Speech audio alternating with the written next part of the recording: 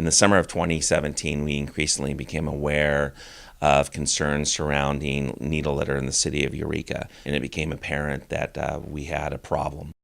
We're kind of front and center on the opioid crisis, and what businesses run into, I think what some residents run into, is syringe waste. I tasked staff members at the Eureka Police Department to begin to investigate the source of the problem, as well as community stakeholders, which ultimately resulted in the first stakeholder meeting. As we started this collaborative and really tried to figure out what are the best strategies for dealing with syringe waste.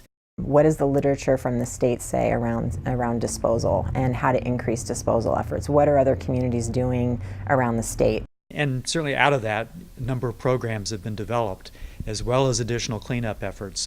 We have a part-time staff who is dedicated solely to cleaning up areas of the waterfront, calls that come in for syringes, and Old Town area. We also have met with a number of organizations to figure out what we can do more to meet in the middle and how we can keep everybody safe. We were learning that community members are cleaning up syringes and they didn't know where they could dispose, and so we wanted to be able to provide that for anybody who has used syringes that they want to dispose of. We have about 10 different locations throughout Humboldt County where we have made sharps containers available and the general public can drop them off. HWMA has been providing this service for 10 years, and we are constantly amazed at the number of people who are unaware of the service that we've been providing. So we are making more of an effort to promote the activities that we're involved in so people are aware of the proper way in which to both handle and arrange for the disposal. We haven't arrived yet, but I think we've made some incremental progress in the right direction. And that includes educating not only those that are using drugs and discarding perhaps those needles inappropriately, educating the public about the issue, about safer disposal practices.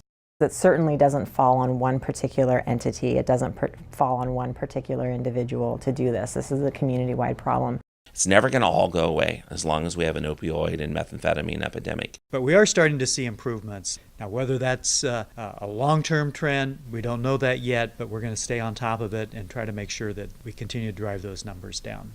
It's easy to forget the positive things taking place in our community. Eureka is a vibrant city in many ways. It has a beautiful waterfront and harbor area in the Old Town District and Victorian architecture, and we're the gateway to some of the most beautiful parks and nature available in the world.